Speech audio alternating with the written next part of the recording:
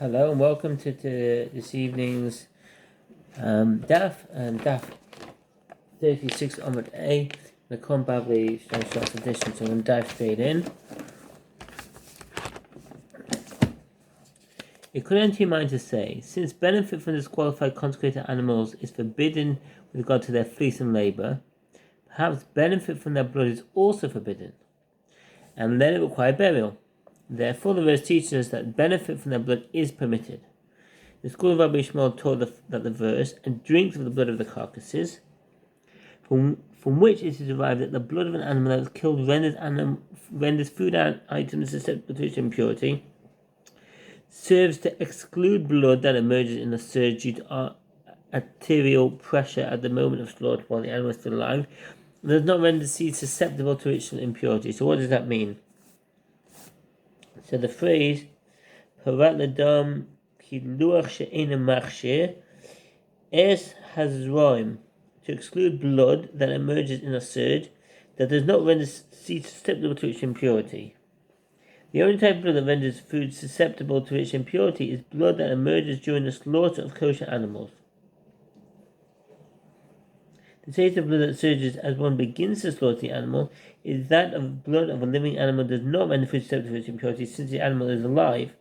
The taste is that of a blood of a wound or the blood of bloodletting, in accordance with the Bright, and that's from the Rambam Sefer Hara Hilchat Tumat Ochalim 10.3 Sefer Kedusha Hilchat Machalos Asurit 6.3. The sage is taught in a Bright with regard to one who slaughters an animal and splash blood of the slaughter on a gourd of Truma. Rabbi Yehuda says the gourd is then susceptible to its impurity. Rabbi Chia says if the gourd came into contact with a sort of impurity, one places the matter in abeyance, as there is uncertainty whether the blood renders it susceptible to impurity. So Rabbi Yehuda says it's impure, and Rabbi Chia says maybe there's uncertainty. Rabbi Shaya said, since Rabbi Yehuda says that gourd is rendered susceptible to its impurity, Rabbi Chia says that one places the matter in abeyance, on which we rely. Come and let us rely on the statement of Rabbi Shimon. As Rabbi Shimon would say, it is slaughter that renders the animal susceptible, not blood. Papa said in explanation, everyone Rabbi Yehuda and Nasi and Rabbi Chia agree that there was blood on the gourd. Excuse me. I lost the place. And we go throughout the slaughter continually from beginning to end. Everyone, both Rabbi Shimon ben Lakish, he says, slaughter is defined only as at the conclusion of its performance, and Rabbi Yochanan says slaughter is defined from the beginning to the end of its performance. Agreed that blood renders the gourd susceptible to impurity, in the opinion of the rabbis who disagree with Rabbi Shimon. Where they disagree is in a case where the blood is wiped off the gourd between the cutting of one simon and another simon. What does this mean? It means Ne'er Chadom ben Simon the Simon. In a case where one slaughters an animal and blood spurts onto teruma, and the blood is wiped from the teruma between the cutting of the first simon and the second simon, there is uncertainty whether the state of that blood is the blood of a wound, which does not render food susceptible to impurity, or that of blood of slaughter, which renders food susceptible to impurity. Therefore, if the teruma comes in contact with an impure item, it stays in abeyance, and it may not be eaten, as perhaps it is impure, and it may not be burned, or perhaps it remains pure. This is according to the opinion of Rabbi Chia. Although the Rambam rules that slaughter is defined from the beginning to the end of its performance, in this case it was translated according to the opinion of Rabbi Chia due to the uncertainty. Alternatively, the Rambam holds that the halacha is according to the majority opinion of Rabbi Chia and Rabbi Shimon reached a conclusion for a different reason. And that's from the Rambam Sefer Hara Hilchat Tumat Ochalim 10.3, and also Meich there, and see Sefer Avodah Hilchat Pesudei HaMakdoshin 1.18. Rabbi Yehuda and Nasi hold that slaughter is defined from the beginning to the end of its performance, and this blood that splashed on the gourd is blood of slaughter. Rabbi Chia holds that slaughter is defined only as the conclusion of its performance, and this is the blood of a wound, which renders food items susceptible to its impurity. Now, what is the meaning of the ruling of Rabbi Chia that one places the matter in abeyance? It means that one places the matter in abeyance until the conclusion of the slaughter. If there is blood remaining on the gourd at the conclusion of the slaughter, and the blood renders the god susceptible to its impurity, and if not, the blood does not render the god susceptible to ritual impurity.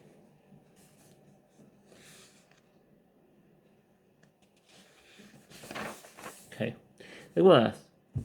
What is the meaning of the statement of Rabbi Hoshaya? Come and let us hear the statement.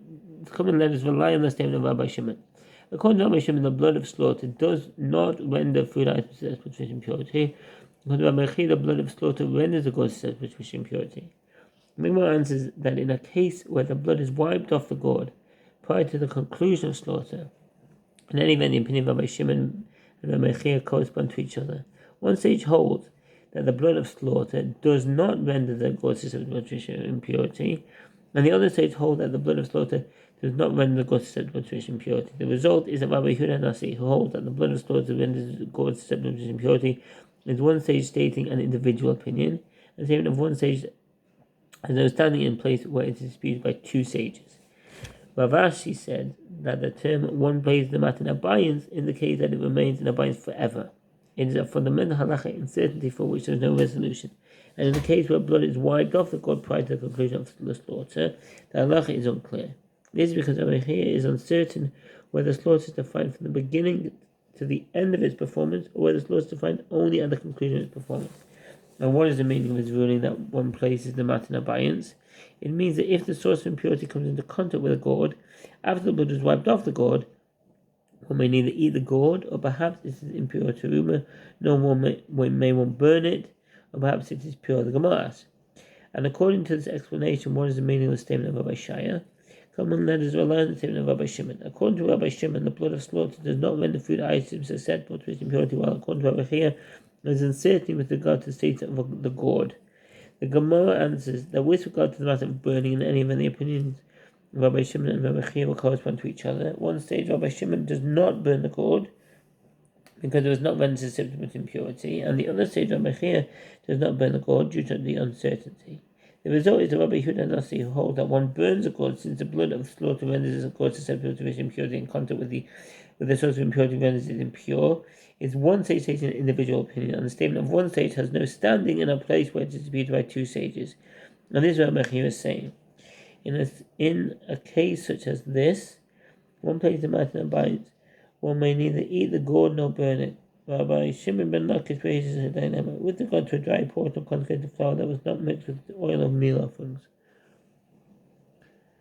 Sarisha Mechanos. In one place, the Rambam writes that a dry portion of flour from a meal offering is capable of assuming physical impurity, because regard for sanctity renders it susceptible to its impurity. He adds that it is subject to diminishing degrees of impurity, i.e., it transmits second-degree impurity to an item with which it comes into contact.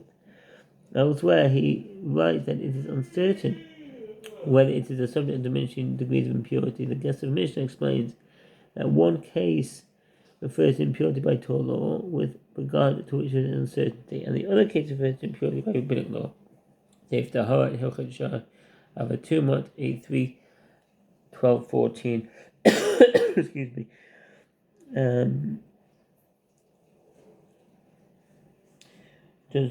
Does one count the descendant level of impurity characteristic of other food that come to contact with a primary source of impurity, i.e., that food assumes first degree impurity, and food that comes into contact with the food assumes second degree impurity, or does one not count the descending levels of first degree impurity and the second degree impurity? The Gemara elaborates.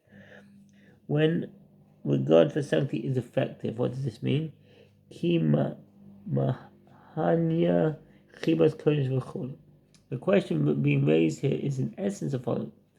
Is the notion of regard for sanctity a component of the halacha of rich impurity of food that dictates that a consecrated item has the same status as food? Or is this unique halacha based only upon the importance of consecrated items, but it is not considered food? The Ravid explains this question in a different fashion. Since it was not rendered susceptible to its impurity, perhaps its impurity is incapable of rendering other food impure. The item says about impurity, it is effective only to disqualify the item itself, but to count the descending levels of first degree and second degree impurity, it is not affected. Or perhaps once it is rendered susceptible to purity, there is a difference whether it is rendered susceptible by means of regard for sanctity or by means of contact with liquids. And Elazar said, "Come and hear proof from a bite. It is written, of all food that may be eaten, on which water comes, it shall be impure. And all drink that may be drunk, it shall be impure." Leviticus 11:34. From that the verse is derived. Food that comes into contact with water, any food that enters the human consumption can become susceptible to its impurity. Any food of a type not typically designated for human consumption can become susceptible to its impurity only if it is specifically designated for human consumption.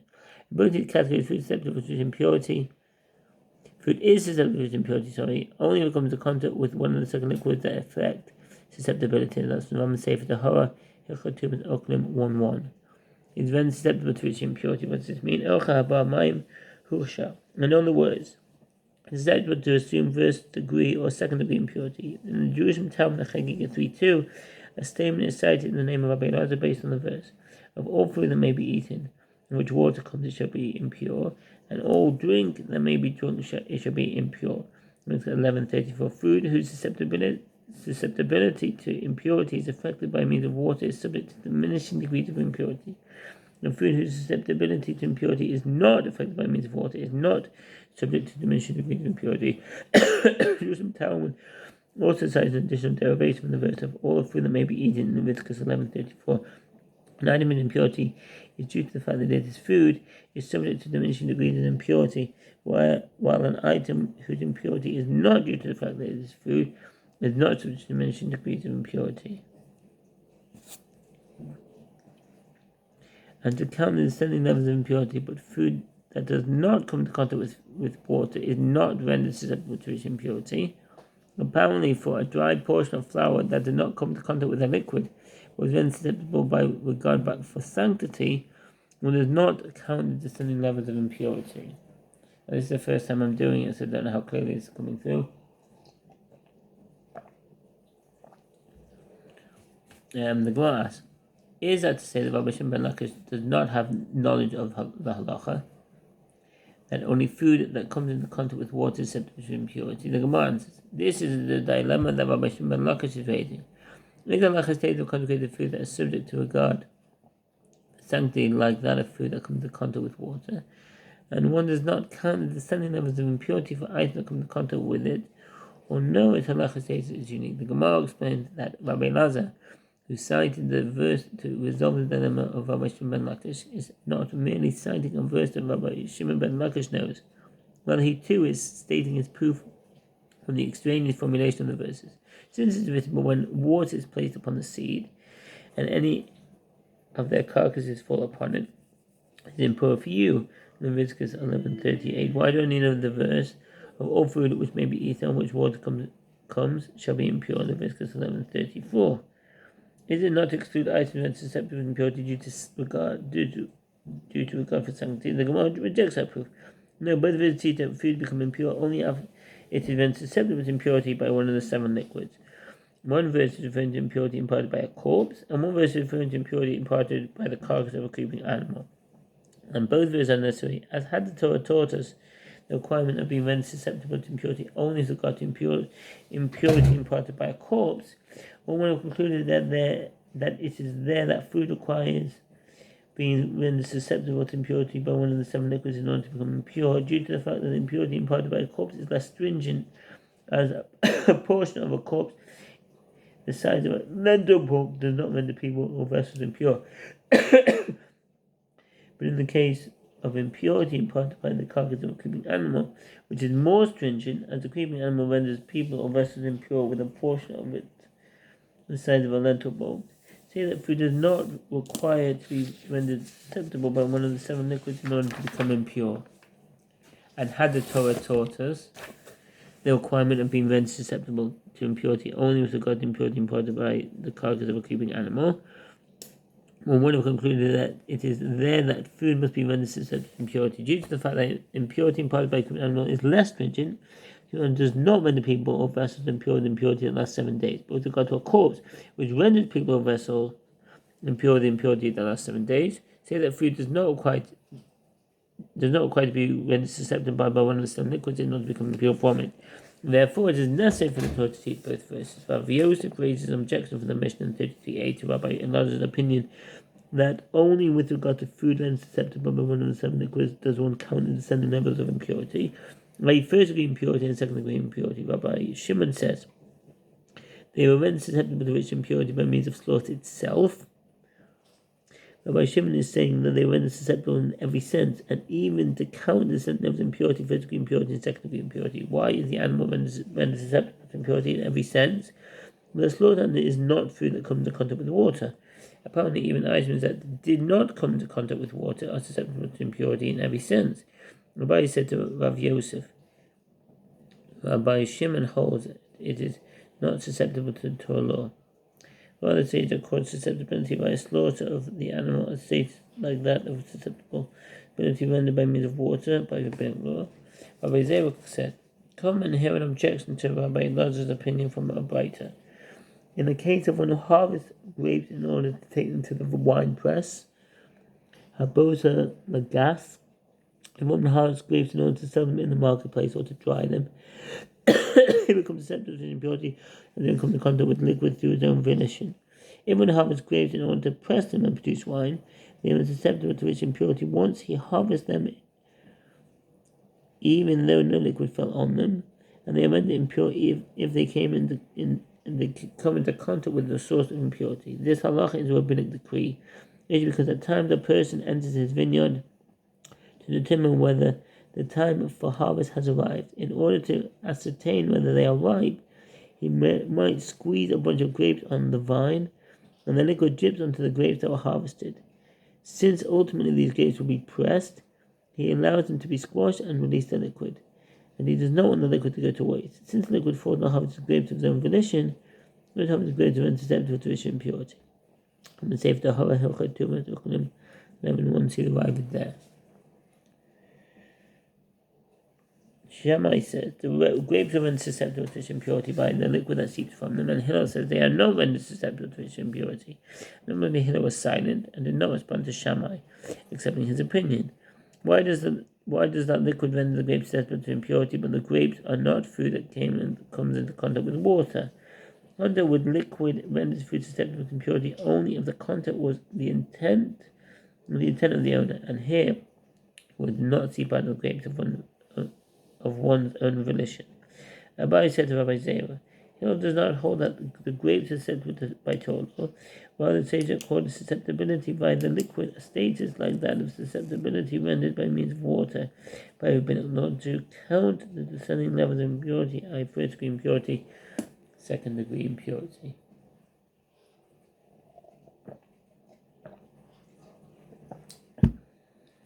Rabbi Yosef said to Abai, I said to you, objection from the statement of Rabbi Shimon. It was susceptible to its impurity by means of the slaughter itself, and you said to me it was the sages who accorded susceptibility by slaughter of the animal, stated that like that of susceptibility rendered by means of water. But they were said to you, an objection from the case of one who harvests grapes, and you said to him, it is the sages who accord susceptibility by a liquid from grapes or stated like that of susceptibility rendered by means of water. If so, will you also say in response to the Rabbi Shimon ben Lakish, with regard to a dry portion of consecrated flour that was not mixed with the oil of meal offerings, that it is the sage who accords susceptibility via the regard for sanctity of the flour or stages like that of susceptibility rendered by means of water by rabbinic law, to count the descending levels of impurity, i.e. first degree impurity, second degree impurity. Abai said to Rabbi Yosef, is that like Rabbi Shimon ben Lakish was raising a dilemma with regard to placing the matter in abeyance? And one may neither eat the consecrated flour, nor may one burn it, which would be the case for impurity by rabbinic law. When Rabbi Shimon ben Lakish raises the dilemma, it is with regard to whether to burn the gourd, which is the case when the impurity is by Torah law. The Gemara knows that it may be learned by inference that Rabbi Shimon ben Lakish holds that regard for sanctity renders sacred items subject to its impurity by Torah law, as his dilemma was limited to whether one counts the sending of impurity from those susceptible items, i.e. first degree impurity, second degree impurity, not the impurity of the sacred item itself. Why do we derive this halacha? If we say that it is derived from that which is written, and the flesh that touches any impure item shall not be eaten, it shall be burned with fire, Leviticus 7:19. Then it must be ascertained that this flesh that was rendered susceptible to impurity, by what means was it rendered susceptible? If we say it rendered susceptible to impurity by means of the blood of the animal, this is difficult. The Rabbi here, Abba say, the Rabbi Yochanan says, where is it derived with regard to blood of sacrificial animals that it does not render susceptible to impurity? It is derived from a verse as stated, and you shall not eat it. You shall pour it upon the earth like water. Deuteronomy 12:24. Blood of a non-sacred animal, which is poured like water when it is slaughtered, renders food susceptible to its impurity. By contrast, blood of a sacrificial animal, which is not poured like water, when it is presented on the altar, does not render food susceptible to impurity. Rather, perhaps, say that the flesh was rendered susceptible to its impurity by means of the liquids of the temple abattoir. But did Rabbi Yossi and Rabbi Chanina say, with regard to liquids of the temple abattoir, liquids of the temple abattoir, I don't think I'm saying that right, including the blood of the sacrifices and the water used there, are always pure in the sense that they are not subject to ritual impurity and do not render other foods susceptible to its impurity. According to tradition, Rambam Sefer Tahara, Echatum and Ochnim 10:16, and Sefer Hilchot Pesuli 136. Not only are they richly pure, they refer to an Asian tradition included in the testimony of Yossi ben Yoezer of Sereda. In Duyat 8:4, that liquids of the temple abattoir are pure, in the sense that they are not subject to impurity by Torah law. Some say that they are subject to impurity, but they cannot render other foods impure, and see Petachim 16a. They not render food susceptible to impurity. And if you say that one should explain the statement of Yossi, son of Rabbi Chanina, as referring exclusively to blood, and the other liquids render food susceptible, but didn't he say liquids in the plural? Rather, is it not that the flesh was rendered susceptible to its impurity via regard for sanctity? The Gemara responds, perhaps the verse can be explained in accordance with the statement of Rabbi Yehuda that Shmuel says. As Rabbi Yehuda says that Shmuel says, the verse is referring to a case where one had a cow that was to be sacrificed as a peace offering. Shehaisa lo parshel zivchei shlomim. In the case where a cow was designated as an offering and led through a river on its way to the temple, it was thought while it was still damp with the river water, it is rendered susceptible to its impurity. Therefore, if an impure needle was embedded in its flesh, the flesh of the animal is impure. According to statement of Rabbi Yehuda cited Shmuel, this is the case specifically with regard to impurity by Torah. By rabbinic law, sacrificial food does not require liquid in order to become susceptible to its impurity. With regard for sanctity suffices to render it susceptible. If an impure item of any kind touched it, it is qualified for sacrifice. The rival questions this halacha based on the Gemara here, which indicates that regard for sanctity renders an item susceptible to its impurity by Torah. The only uncertainty in the Gemara is whether the food rendered susceptible to impurity by means of regard for sanctity is subject to diminishing degrees of impurity. We say for the Hara Hilchot Ochnim 10:17, and since the owner is entitled to the meat and the hide of the animal, in order to improve their quality, he conveyed it through the river and slaughtered the animal while the liquid was still upon it and the animal was damp. That liquid rendered the meat susceptible to impurity. Well, the proof is from the latter portion of that verse, and the flesh that touches any impure item shall not be eaten, it shall be burned with fire, and the flesh, every pure person may eat flesh. And the Leviticus 7:19, the Gemara explains, second mention of him and the flesh in the verse is superfluous and serves to include the halacha that with regard to sacred wood and frankincense. So the note here, the Rabbas Ezim Ulvona, although wood and frankincense are not food items, when they are sacrificed in the context of offerings, they are subject to its impurity like food. Impure wood is unfit for use on the altar. Because the Mishnah writes that this is the highest standard instituted by sages with regard to sacrificial items. Because with the simple meaning of the Gemara in Chakti Pesachim 35, a Rashi explanation there. The Nachman Mishnah writes that according to the Rambam, this principle of sanctity, of regard for sanctity, applied by Torah law, based on the straightforward meaning of the Gemara here in the Rambam Sefer Avodah Hilchot Yisurim Mizbeach 6:8, and the Vona is frankincense. There's a picture here of frankincense, tree resin, and aromatic spice used in various temple rites. It is added to most meal offerings except for the meal offering of a sinner and the meal offering of a sota, and it is burned on the altar together with a handful of flour. Frankincense is identified as a resin derived from the Boswellia sacra of frankincense trees. And there's other pictures here of harvesting resin and frankincense pellets. Purely disqualifies them from being burned on the altar.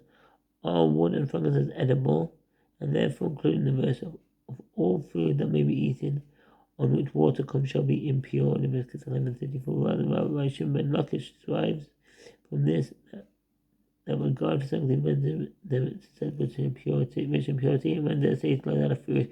They too, in the case of a dry portion of flour that was not mixed with the oil of meal or food, regard for sanctity renders it susceptible to rich impurity. And that's the end of the daf. Hope that made sense with the first one through. If you have any questions or comments, please feel free to leave them. And I wish you a very good Shabbos and peace with yourself. All the best. Bye.